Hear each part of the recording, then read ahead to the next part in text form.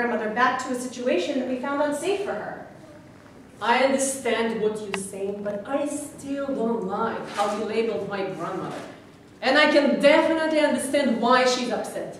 You bet I'm upset. And it's all because of that social worker who told me I couldn't go home. I never said that. Oh, yes, you did. And don't call me a liar. I'm not calling you a liar. You're trying to help you. You have a funny way of showing it. Okay, Yami, enough. This is what I'm willing to do. My grandmother will come out to Texas and stay with me in my house. We have more than enough room for her, and the kids will be overjoyed to see her. Yami, you understand? You're gonna stay with me in Texas. But what about my apartment and all my things? Don't worry about that. After we get to Texas, I'll go back to New York and check on your apartment and have all your belongings shipped. How does that sound? Oh, I wouldn't want to be a bother for you. No bother at all. In fact, we'll be overjoyed to have you stay with us. So, what do you say? Wonderful. I knew you would save me. Isn't she marvelous? Hey, social worker, how come you couldn't be so nice? Okay, so the plan is for Miss Shapiro to be discharged to her granddaughter's house in Fort Worth, Texas. Good. Now, who's going to arrange for transportation? No problem. I'll go online and book 2 tickets on the next flight back to Fort Worth, Texas. So, Yami, get dressed because we will be leaving soon. Excellent. I'll write the discharge papers and prescriptions. And thank you for your help. It came just in the nick of time. What's your address?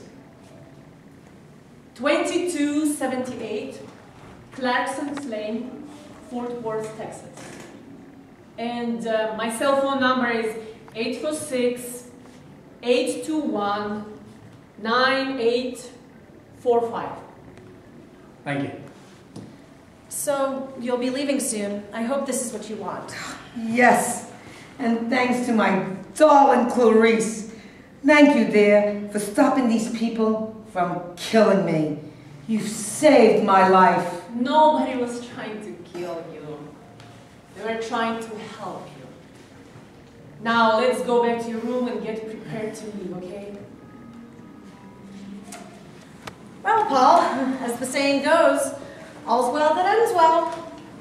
Yeah. Maybe. On to the next case. Dr. Stankowski, listen to me. I don't have a very good feeling about this discharge. Now what? The granddaughter shows up and is willing to take the patient home, and the patient agrees. Case closed. Still, I think it's strange how the granddaughter suddenly shows up and is trying to rush this discharge. Uh-oh, here we go again. What do you mean by that? Sometimes it's just better to leave well enough alone. Look, I don't feel comfortable about this discharge, okay? Let me try something. I'm going to try the number that Miss Rosenwhite gave me, okay? Just as I suspected. The number is no good. It's been disconnected. Well, so what? So what? If she fabricated the wrong number, then maybe she's fabricating everything else. And if that's the case, then I cannot certify that this is a safe discharge. Okay, I guess we'll be on our way. And all I need now is my grandmother's discharge paper. I'll be finished in a moment. Just a moment, doctor. I tried calling the number you gave me, and it was disconnected. Oh, I'm sorry. I gave you my old number by mistake. But why do you need my number anyway? It is the policy of the social work department to follow up with the high-risk patients by phone to see how they're doing in the community and to determine if they require any additional services. So, now, may I have your correct telephone number? Oh, don't bother with him.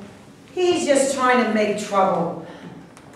Well, actually, I don't have a new telephone number yet. You don't? Why not? May I speak with you privately? Okay, let's talk in here. Would you mind if I join you? Please do. Okay, so what's the problem? I'll be honest. I'm having some problems at home. Yesterday, I had to change my telephone number after I received 2 calls from my husband threatening to kill me. And I don't want to give out my new number to anyone, including my grandmother. So I gave you my old number instead. Where's your husband now? Right now, he's out of the home. In fact, a couple of days ago, I took out an order of protection against him. Where are you? They're staying with a neighbor when I'm here. It seems like your situation is unsettled.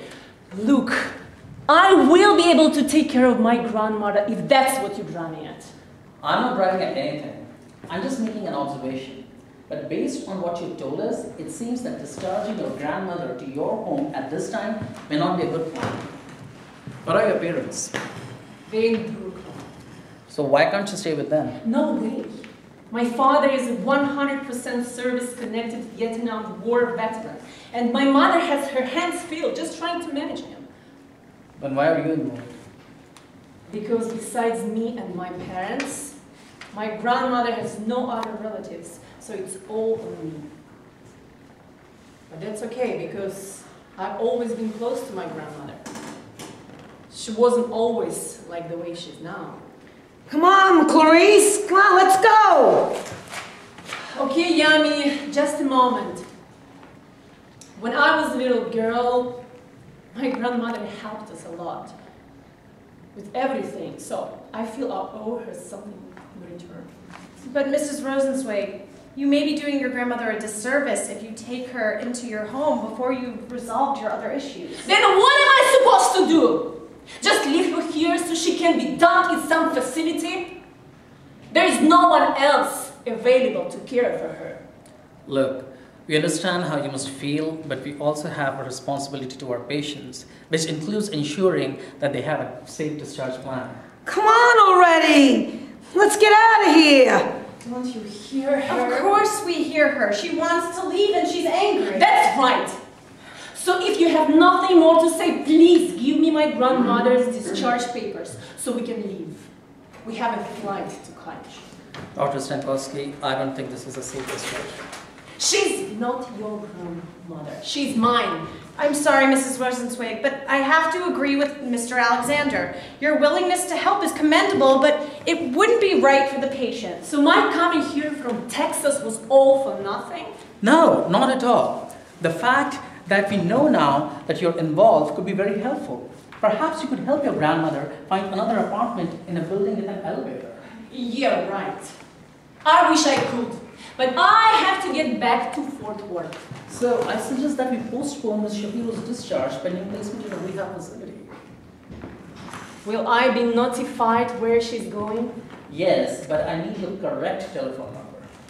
Okay, here's my number. 851-385-7243. This is your correct number, right? Yes, it is. Now, how are we going to break the news to my grandmother? By telling her right now. Why don't you have your grandmother join us? Clarice gets up, goes to Esther. It's about time. Yami, come with me into the room. The doctor and social worker want to talk with you. I don't want to talk with them. I just want to leave with you. You go back in the room. I'll bring Esther in. Clarice returns to the room. Let's go, Esther.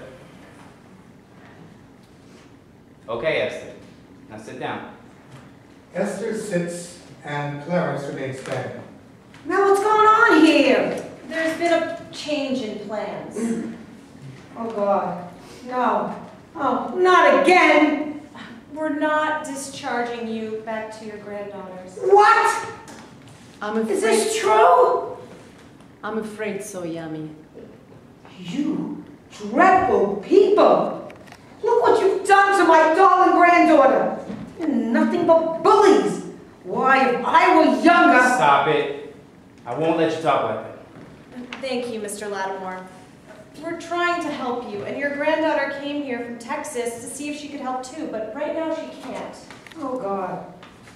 Oh, my God. You're going to kill me. Take Miss Shapiro back to her room. I'll be there shortly to give her a sedative. Let's go, Esther. Please, please don't leave me, Clarice. Please don't leave me. What have I done? You've done nothing wrong, Miss Wilson's wife. How can you say that? Did you hear her screaming? Look, why don't you come into my office? I don't want to go anywhere with you, okay? You've done enough damage already. I came here to help my grandmother, and now I'm leaving with the sound of her screaming ringing in my ears, thanks to you. Shame on the both of you. I have a good mind to just take her out of here. That is certainly your prerogative. But if anything happens to your grandmother, you'll be held fully liable. Are you willing to take that chance? You people have an answer for everything. I'm out of here. Clarence returns to the nursing station as Clarice storms off the stage. You'll be hearing from my attorney. What's with her? Miss Rosen's wife disagreed with the discharge plan. Well, didn't I tell you to leave well enough alone?